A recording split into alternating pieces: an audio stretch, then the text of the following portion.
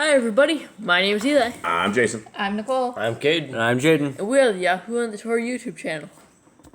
We are very glad you could join us. It is a preparation day, the day before Shabbat, so that means you should be preparing. And for those that are new to this channel and have not heard, preparation day basically means tomorrow is the Shabbat, which is the day you're to rest. You're not to do any work. You're not to clean.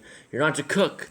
You are just supposed to rest and spend time with our Father, to dwell with Him and stay in His Word. So that means today you would be preparing your food. You'd be cooking everything for tomorrow. If you have crock pots, you prepare it. If you have a food you can store in the fridge that you can eat for the next day, you would do that. And you would just get your house ready. You would get yourself prepared for Shabbat so that you are rested, your mind is ready, and that you are ready to spend time with our Father as He'd want us to do.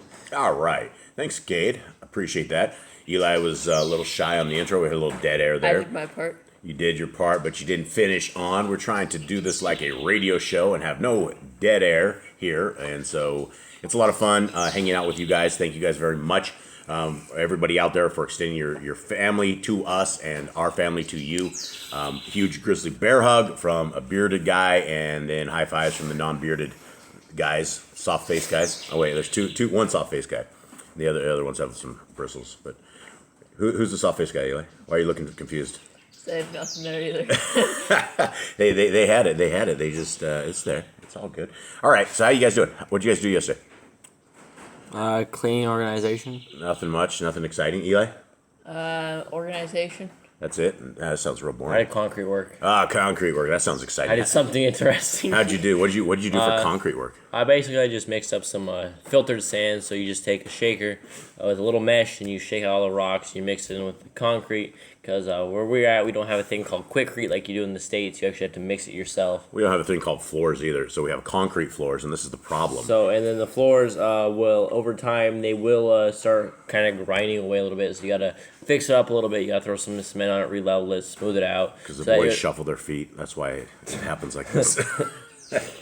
Yeah, Jade's pointing to Eli. Everybody needs to pick up their feet when they walk. All right, everybody. Anyone have anything else on this? Let us get into today's lesson. And everybody's sleeping. There we go. So I didn't know we were doing split screen. All right, handy dandy split screen, and are we in Numbers 10? That was number 11. Who set this up? All right, somebody didn't set this up. Eli. Who goes under the bus today? Jaden? Jaden goes under the bus? Bus ride? All right. This one's titled Fire from the Lord. It's Numbers 11. Oh, before we get into this, we need to go back into the verse before, the chapter before this, to the fifth. It's the fifth one, wasn't it? Didn't 10. We? It was 10. 10. Didn't we? 10. Go over yesterday? We did go over that yesterday, and your mom, here's the gig. Okay, here's something you guys probably did not know. We don't have a commandment for blowing the shofar. There's no such thing. There's not one in there. There's not such thing. So I guess how did we figure out we need to start blowing He shofars? says on the new moons you blow your. Psalms 82. Psalms 82. 81:3. So that's one thing we didn't find is we were like, well, there's a Torah command right here.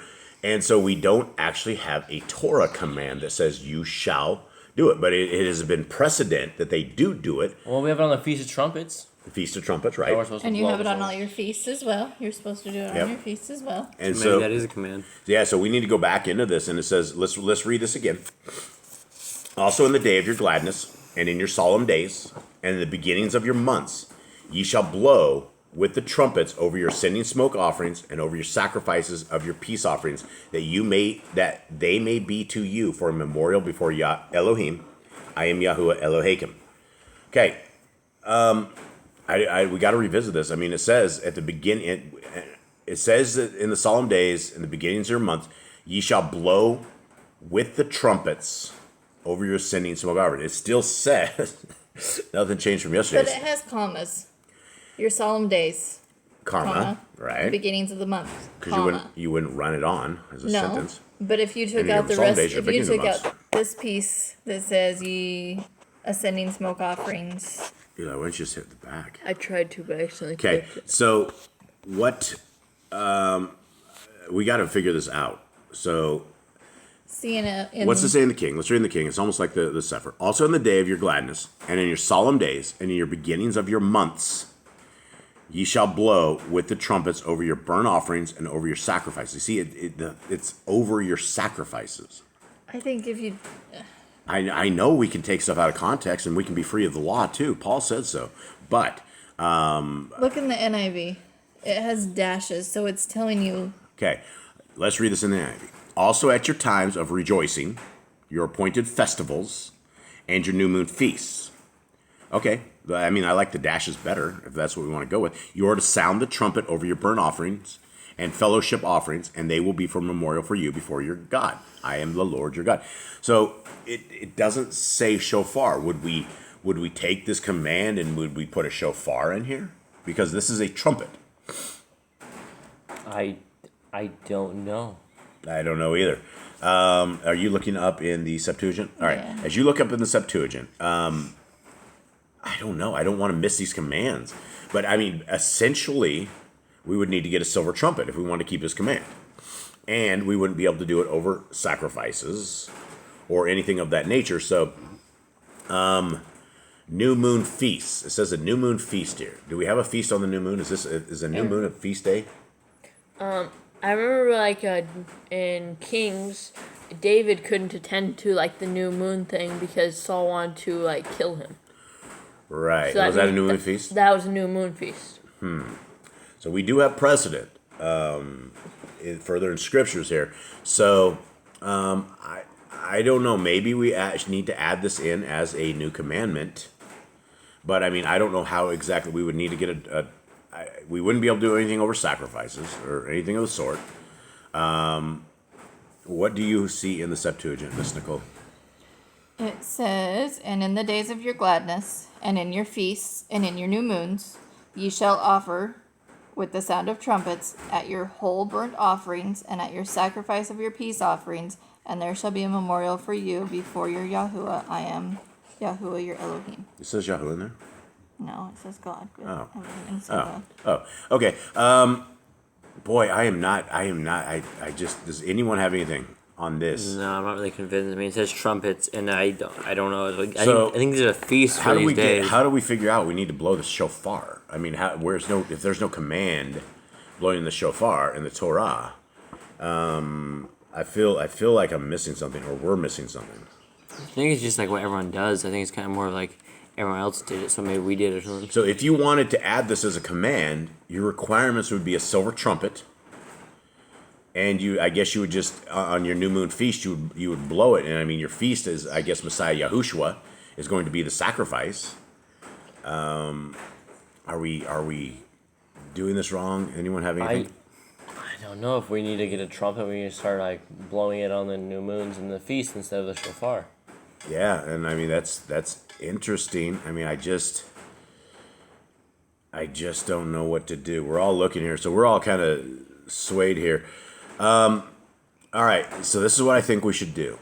I think we should add this as a commandment, a maybe commandment. I think we should add it in there, and then maybe when we can get maybe emissary of Elohim to weigh in or somebody else, we can figure this out. Because I don't want to leave this with questions, because that'll haunt me and I won't sleep at night. So, let's add this as a new commandment. And then we will probably remove it as a commandment if we can't find it better. So, anyone agree? Anyone disagree? Yeah, we can add it for a command to blow it on the feast and the new moons, but with the whole trumpet thing, I don't know, because they use shofar right before they use trumpets, so this is like this isn't like a translation error where he's just I mean this thing's a trumpet. They talked about them beating this out of silver, right? Right, but this isn't like a translation error where it's just like trumpet, right? It's like they didn't make shofars out of silver. I know, but like it's not a translation error where instead of trumpet instead of shofar they actually put trumpet instead. The entire chapter is about trumpets. The silver trumpets is what is labeled in the NIV. Right, and it says make 2 trumpets of hammered silver. I mean, you would be sitting there firing this thing up you'd be sitting there like an ironsmith or something would be doing this. So it says, and use them for calling to the community together. I'm almost leaning like this is not, but I don't want to miss this because I don't know. And again, we didn't get anybody out there that commented on yesterday's. So I know this is one of these hard things to do. So anyone has the Ruach that is leading you guys to comment on this, please help us out or give us some more backgrounds on this. And I guess let's continue on. So Nicole, will you add this then, please? Yeah, and I'm just looking at further like other books like Jubilees and Jasher and stuff. Mm-hmm. And they talk about blowing those shofars like when they go to wars and stuff, and about bringing the camps together. Right. But that's what they said they were doing with the trumpets. Well, remember on this is to get people lined up. First of all, this is a call to assembly. It's going to be different than a ram's horn shofar. A trumpet is going to sound way different. So, yeah, I mean, there's definitely shofars. I mean, without a shadow of a doubt. All right, let's get in there. I am confused. May the Ruach HaKodesh explain this to us. Maybe we can have clarity to this because, your people are a bit confused. All right, Numbers 11. And when the people complained, it displeased Yahuwah, and Yahuwah heard it, and his anger was kindled. And the fire of Yahuwah burnt amongst them and consumed them that were in the uttermost parts of the camp. Okay, so that's very interesting, boys. It says when people complain. How is that different today than it was back in the day? Well, Do you think Yah's hearing you? Is he hearing us today? Yeah, but what were they complaining about? Was it the food? Because I mean, we hear that food was that they want to go back to Egypt. It tells you what. But here's the line before we even figure that out. Is there a reason to complain? No. Is there a reason to complain in this house? No. Ever? No. We shouldn't. The Yah has completely taken care of this house. He is like completely sent manna from heaven, has saved us in 100,000 different ways. We would not be eating a single bite of food if it wasn't for the power of our Creator that has sustained this family. I mean, I can't even go through the blessings that we have. And so, this is something we should understand is when we are complaining and bickering and moaning, even amongst ourselves. Do you think Yah's going to want to dwell with that? Probably not. But What happens to my blood pressure when you guys are bickering? it goes up. Yeah, it goes way up.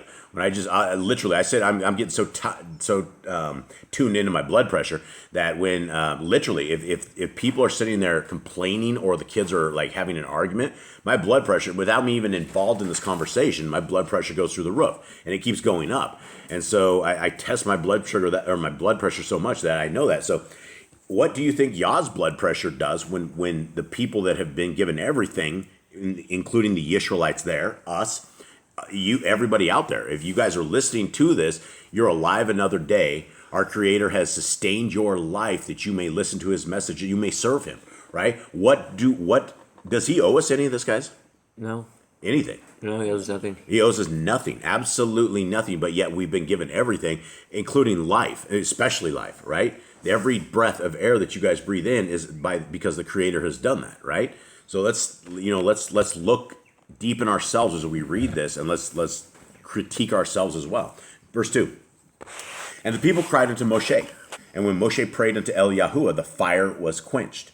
And he called the name of the place Tavrah, because the fire of Yahuwah burnt among them. All right, now what do you think the fire was? What do you think this was? Was he literally just burning them? Oh, that sounds like it. I think he was just like. What about rashes on your skin and burning them? I mean, could it be like your skin felt like it was on No, fire, I or think was he it's- literally burning them? I think it's literally fire.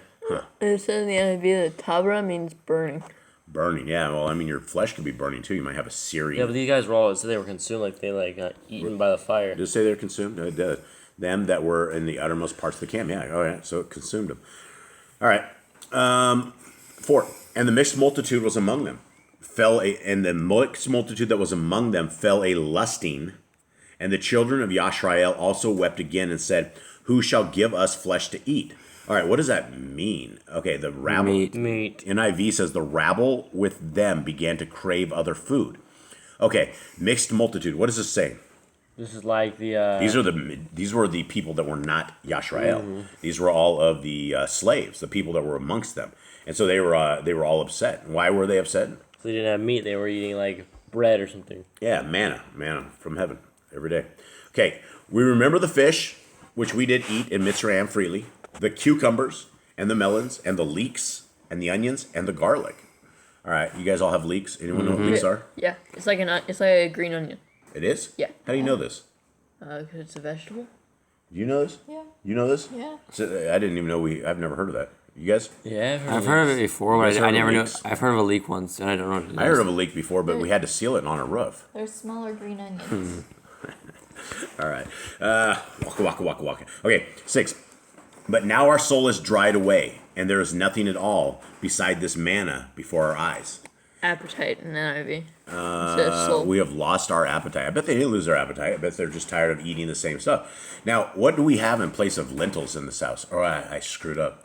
We have lentils instead of manna. Yeah, so we, long ago, I guess we got a super good sale on lentils, and we stocked up. And I didn't realize how many we had up until the other day. But the boys, the first rule of Food Fight Club when we're starving is what? Eat the lentils. Lentils. Reheat the lentils. All right, the second rule of Food Fight Club? Lentils. Yeah, cook some more lentils. And they are kind of boring, but a little bit of salt goes a long ways.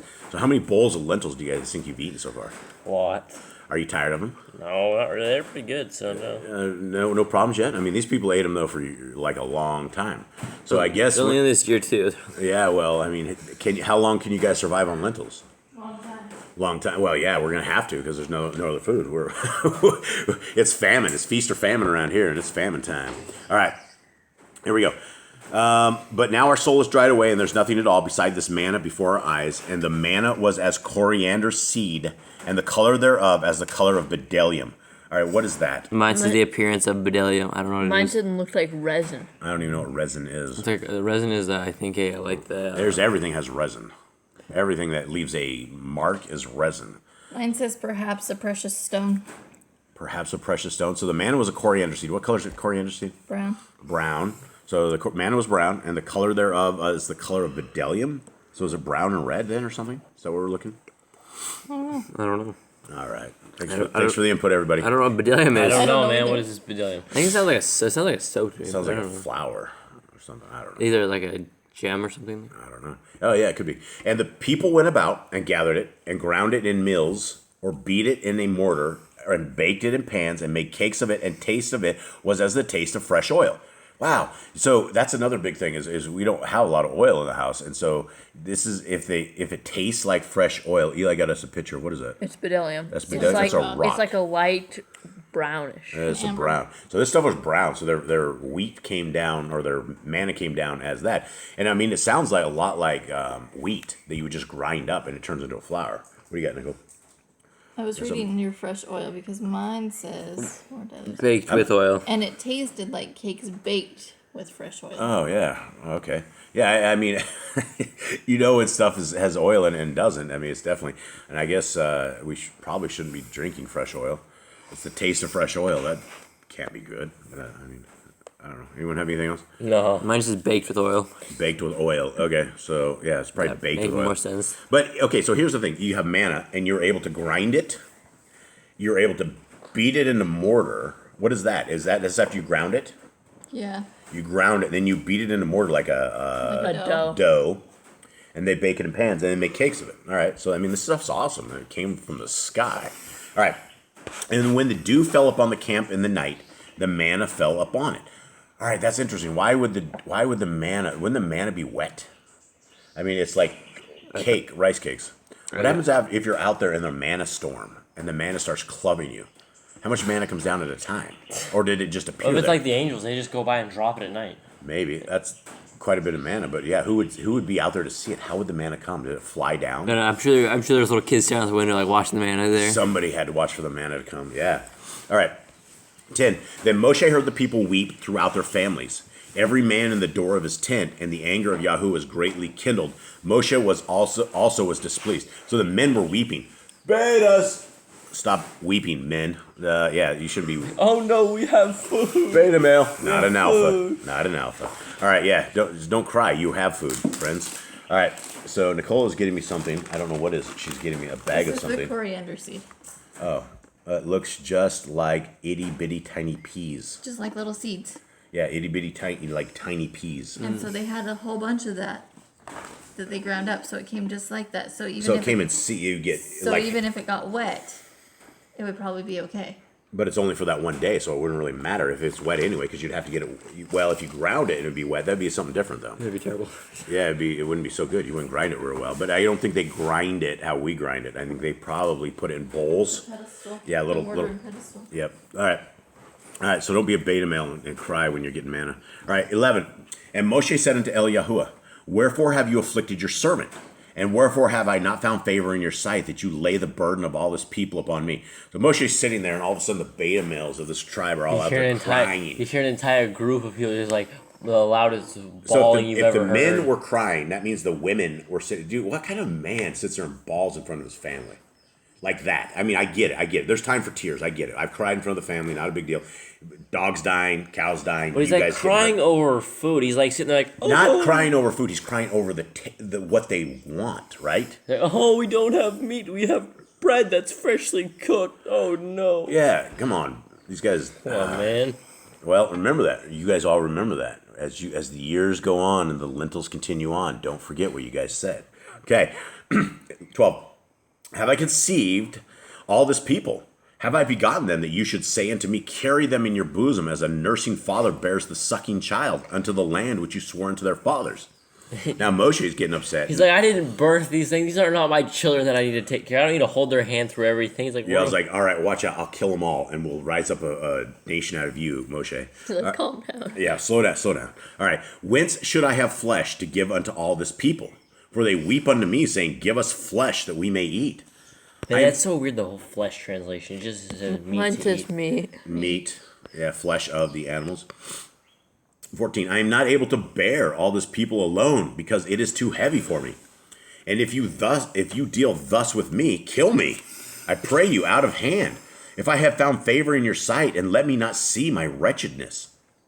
You thought the Torah was a burden. Moses has got the burden. He's got to deal with like a million weeping people. Well, it's not just they're weeping. These people are violent, right? They wanted to pick up sticks and beat up Aaron the first time, right? So, I mean, you have, you have a million people here that are sitting there crying from their tents? How many people are crying? And he's like, please make him stop. Dude, hopefully Yahudah wasn't in the tents bawling. You know, that's the leaders of the thing. You got, one day you're out slaughtering people, one day you're crying at the tent doors. I don't know. All right.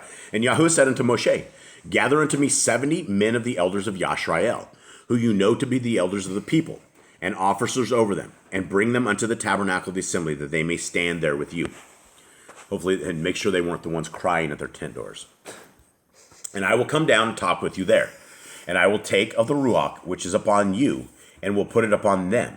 And they shall bear the burden of the people with you, that you bear it not yourself alone. So that's a huge thing, right? Moshe, he didn't exactly get demoted, but he got they split up the they split the sadness, the counselors. He got them like mental health counselors. Misery loves company. Come join me, boys. Yeah. And say you unto the people, sanctify yourselves against tomorrow, and ye shall eat flesh. For ye have wept in the ears of Yahuwah, saying, who shall give us flesh to eat? For it was well with us in Mitzrayim, before Yahuwah will give you flesh, and you shall eat it. It's going down the wrong road. Ye shall not eat 1 day, nor 2 days, nor 5 days, nor 10 days, nor 20 days, but even a whole month, until it come out your nostrils, and it be loathsome unto you. Because ye have despised Yahuwah, which is among you, and have wept before him, saying, why came we forth out of Mitzrayim? All right. There's a lot of things here, and I mean, a lot of people won't understand this, but we had an exodus out of Babylon. We literally left everything we had, put it in 2 cars, and drove 19 days to get where we are today. We had never seen this place. We had never visited this place. We didn't even know anything about this place. All we knew that it was a long ways outside of Babylon, and Jeremiah 50 and 51 says, if you do not want to share in her plagues, leave. And that was enough for us. We're like, okay. I mean, we nearly died several times on the trek down, but our Creator literally saved us, and we would not be eating, we would not be talking to you guys today if it wasn't for miracle after miracle after miracle after miracle after miracle after miracle after miracle. It never ends. And our Creator will, we do not deserve what our Creator has given to us by any stretch of the means. So I don't know why he loves his family, but we definitely love him, and we do this because we owe him everything. All right. 21. And Moshe said, the people among whom I am 600,000 footmen, And you have said, I will give them flesh, that they may eat a whole month. Mine says besides all the women and children, so that was only men only. Yeah, that was 600,000 people. And Moshe goes, whoa, hold on. You want me to tell them they'll have flesh for a month? What? All right. So he's getting the point. All right. Shall the flocks and the herds be slain for them to suffice them? Or shall all the fish of the sea be gathered together for them to suffice them? I don't think Moses knew how big the world was or something. He's like, I gotta get all the fish together for this. Dude, it's 1 million people. If you that would be 2 million fish a day. If you wanted it like a little fish, if the fish weren't big. I mean, if we're talking like big fish, yeah, but if you're talking like a salmon or something, I mean, that's only one meal. Yeah, I'm with Moshe. Like, dude, you want 2 meals? You have 1 million people. Gotta cut We're talking that shark. 4 million fish in one day. You're gonna have to cut that shark. 4 million fish in one day, man. That's what he's looking at. He's freaking out, and I see why. Okay, and Yahuwah said unto Moshe, Is Yahuwah's hand waxed short? You shall see now whether my word shall come to pass unto you or not. And Moshe went out and told the people the words of Yahuwah, and gathered the 70 men of the elders of the people, and set them round about the tabernacle. And Yahuwah came down in a cloud, and spoke unto him, and took of the ruach that was upon him, and gave it unto the 70 elders. And it came to pass that when the ruach rested upon them, they prophesied and did not cease. So hopefully these guys weren't the beta standing at the door crying. Hopefully they were not. I'm sorry. It just seems like a real beta move. All right. But there remained 2 of the men in the camp. The name of the one was Eldad, and the name of the other Medad. And the ruach rested upon them. And they were of them that were written, but went not out unto the tabernacle, and they prophesied in the camp. All right, so what did we just read here? So out of the 70, only 2 actually became selected Okay. Selected for what? to go out and prophesy. It said they all started prophesying, didn't they? They did, and then They prophesied stopped. and did not cease. But then But there remained 2 of the men in the camp.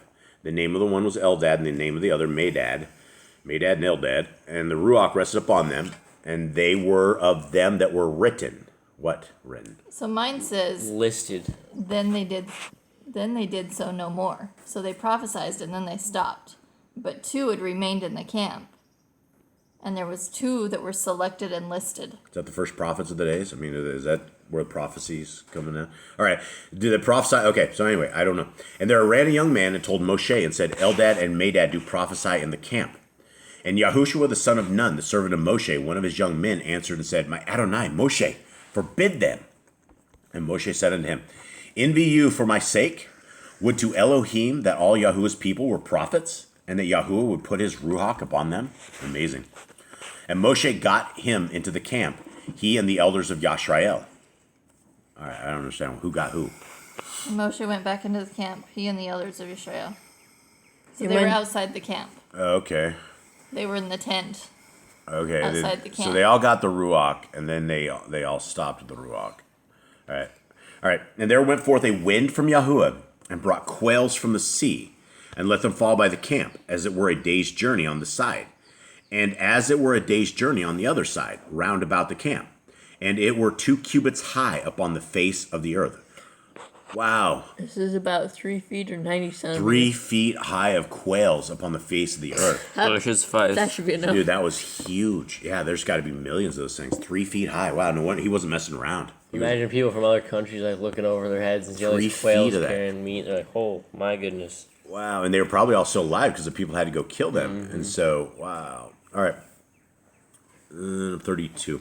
And the people stood up all that day, and all that night, and all that next day, and they gathered the quails. He that gathered least gathered 10 homers, and they spread them all abroad for themselves round about the camp. All right, what's 10 homers?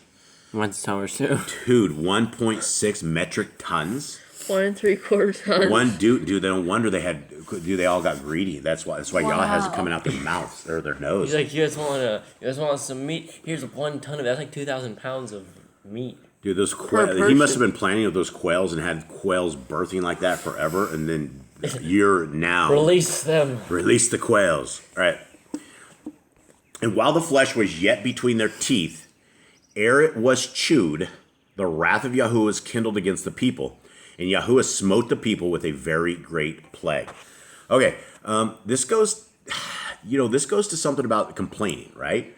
when you guys want to complain, I guess this is a lesson. This is a big family lesson for today.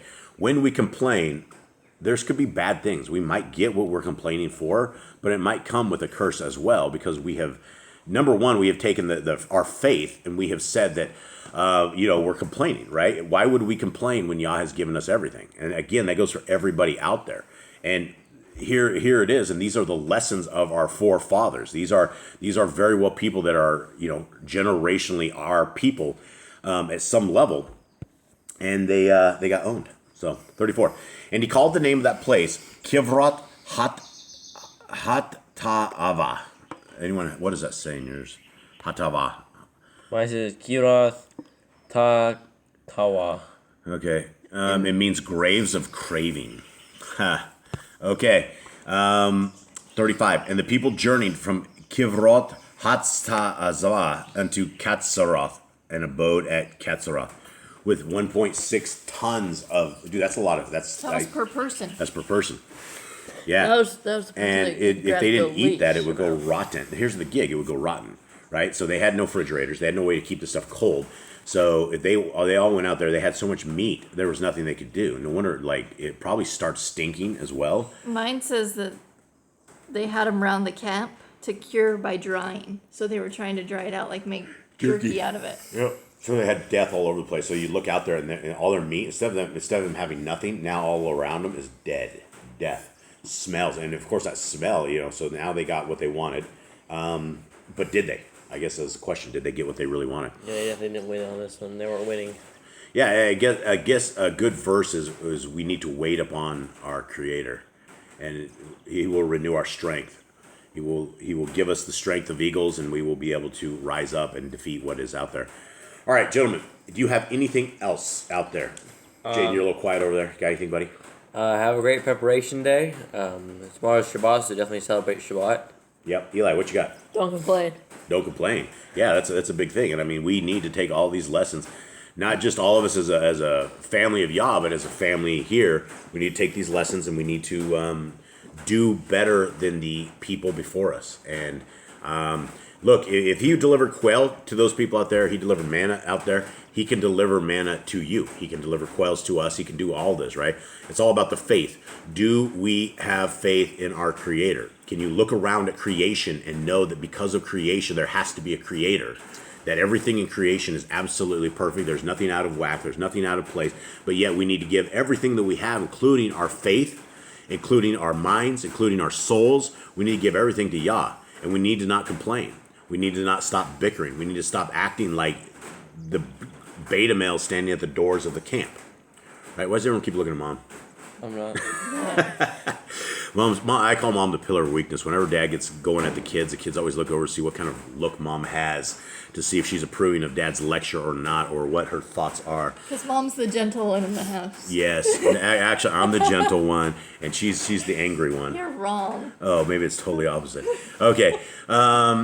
Gentlemen, thank you guys very much. Everybody out there, family, much love to you guys. It's a preparation day. We will see you guys hopefully for a live one on Shabbat. If it's not raining, if it's raining, then we will premiere it like we always do. But we will do Leviticus or Numbers 12 tomorrow. And yeah, huge hug from everyone here at this family to you guys, and we will call it a day. Enjoy cooking. Yeah, enjoy cooking. Shalom. Shalom.